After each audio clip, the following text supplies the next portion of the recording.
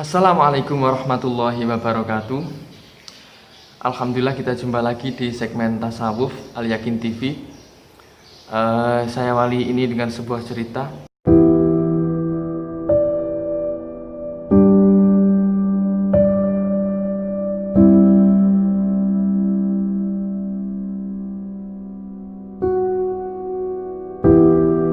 Kisaran tahun 2007, waktu itu saya masih kuliah.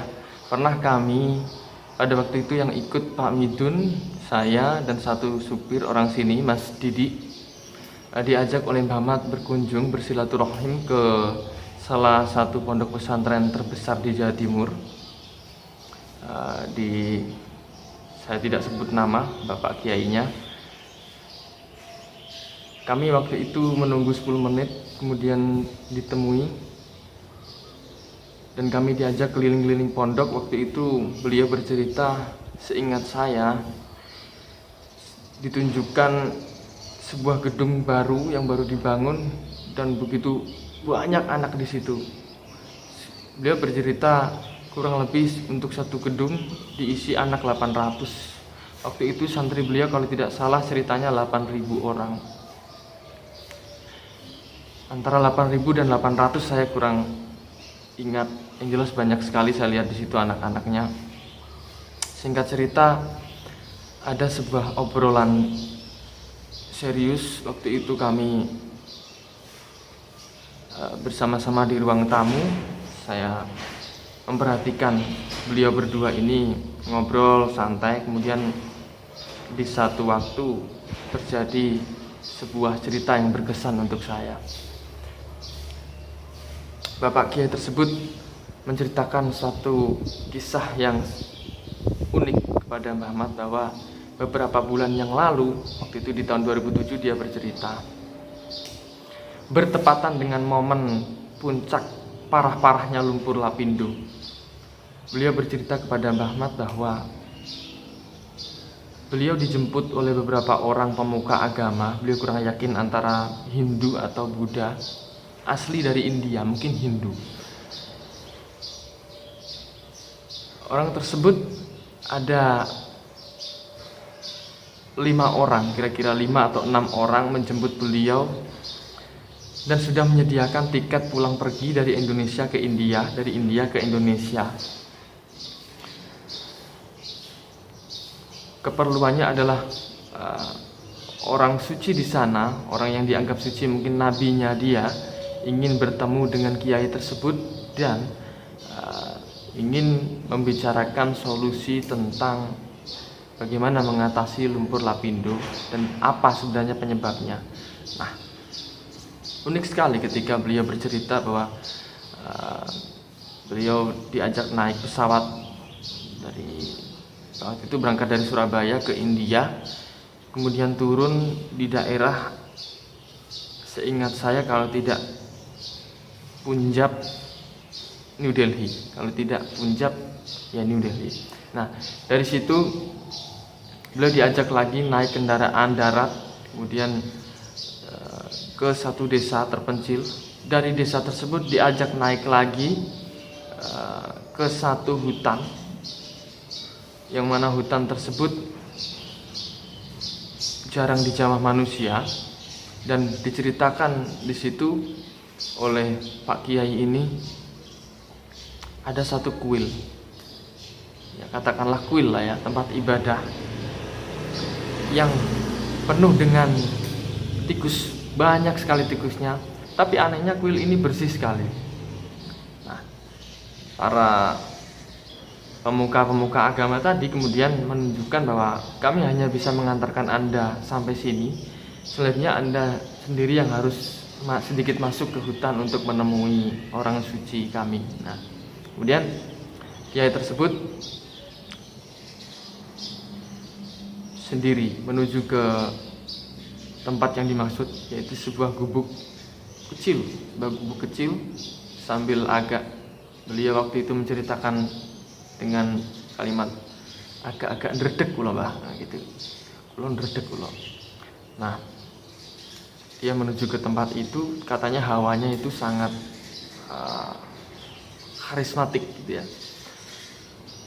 Ternyata di situ beliau bertemu dengan seorang wanita yang sudah sangat tua dengan rambutnya yang gimbal, rambutnya lusuh sekali, dan orang tersebut juga terlihat sangat lusuh dengan posisi berbaring di di kalau orang Jawa bilang dipan ya, satu tempat tidur yang terbuat dari kayu atau bambu. Nah, tanpa bicara apa-apa beliau langsung, ini orang tua tadi yang ditemui Pak Kiai tadi, habis posisi duduk lalu bangun begini, tanpa bicara apapun, tanpa pembukaan apapun, dia langsung bilang as-somad, as-somad, as-somad gitu. Kita tahu tadi bahwa Bapak Kiai ini tadi menemui orang suci tersebut dalam rangka untuk berkonsultasi soal lumpur lapindo. Ketika beliau, ibu-ibu atau nenek-nenek tadi bilang as-somad, as-somad, as-somad, lalu disuruh keluar gini, dikasih isyarat untuk keluar.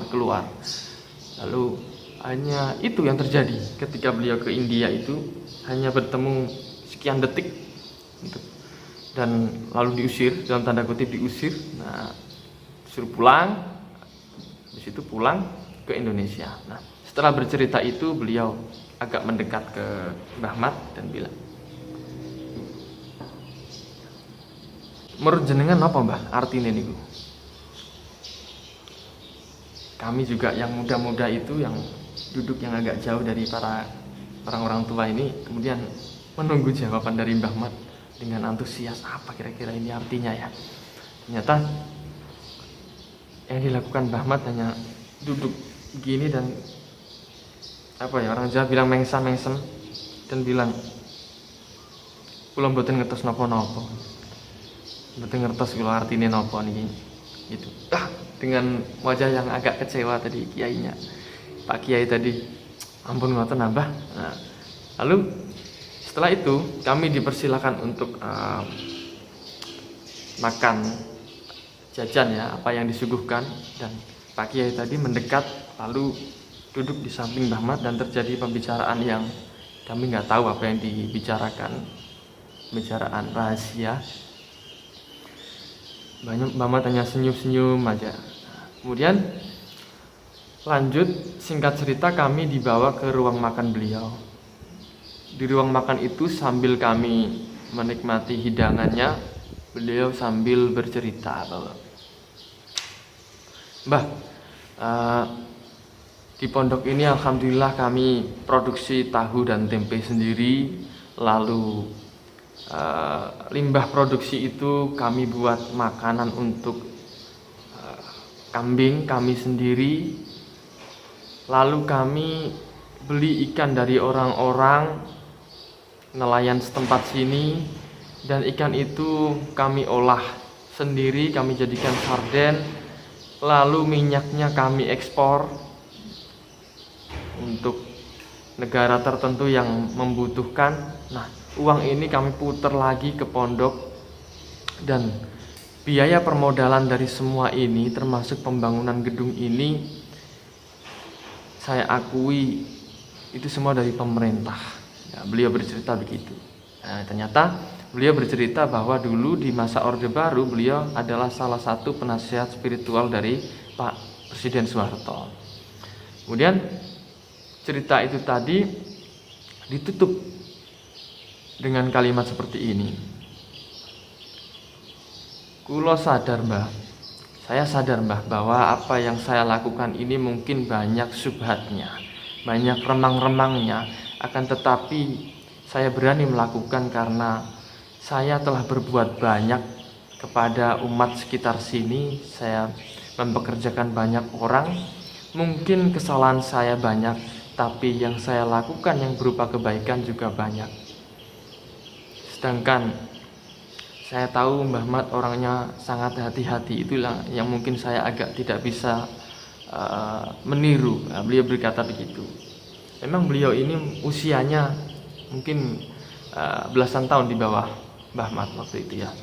Jadi Mbah Mat hanya tersenyum. Saya nggak tahu apa maksudnya, tersenyum aja, enggak, tidak banyak bicara. Singkat cerita, kami pulang dan saya berkesan dengan cerita itu tadi. Saya yang masih umur 20-an, 21 atau 22 itu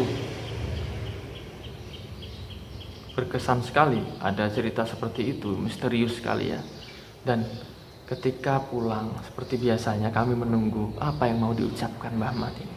Ternyata benar, di tengah-tengah perjalanan beliau kan duduk di sebelah supir, saya dan Pak Midun ada di belakang, bangku belakang. Waktu itu seingat saya beliau berkata,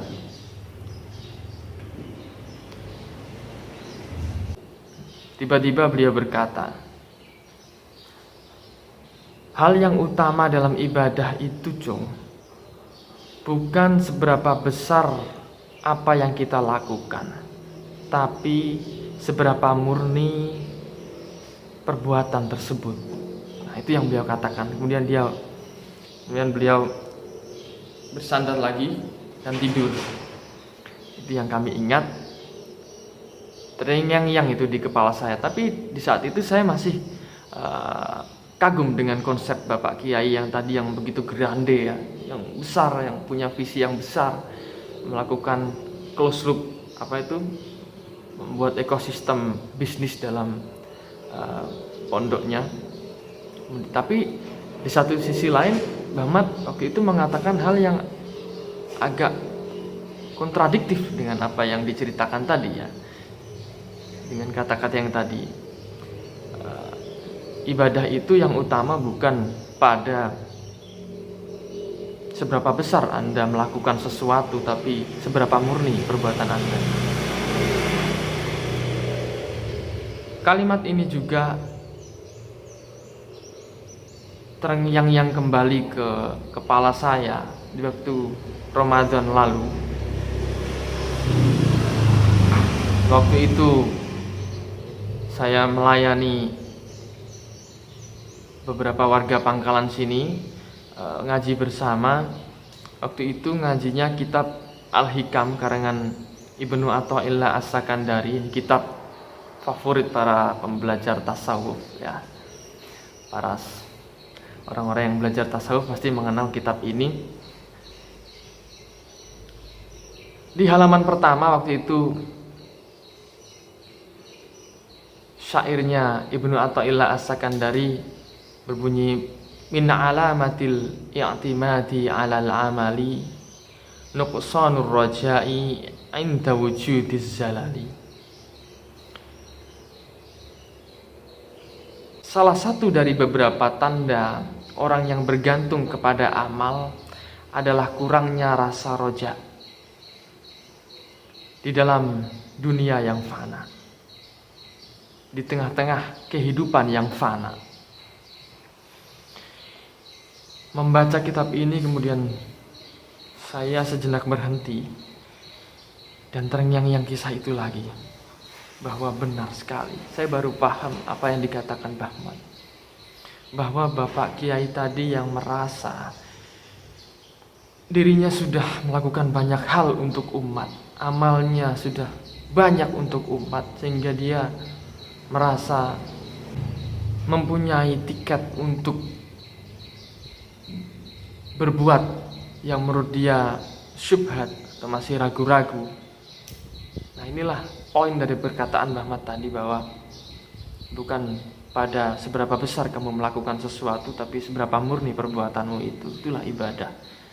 Ini sama dengan apa yang dikatakan oleh Ibnu Athaillah tadi, bahwa tanda-tanda dari orang yang bergantung pada amal adalah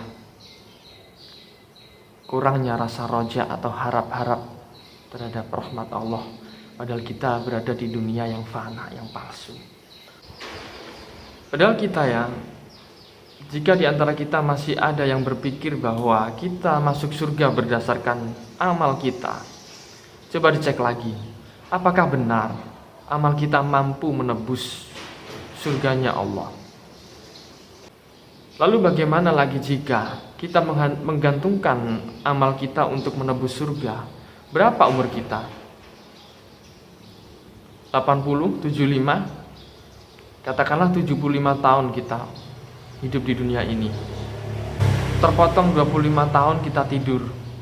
Terpotong 25 tahun masa kecil dan masa remaja kita yang kadang-kadang masih banyak salah-salahnya.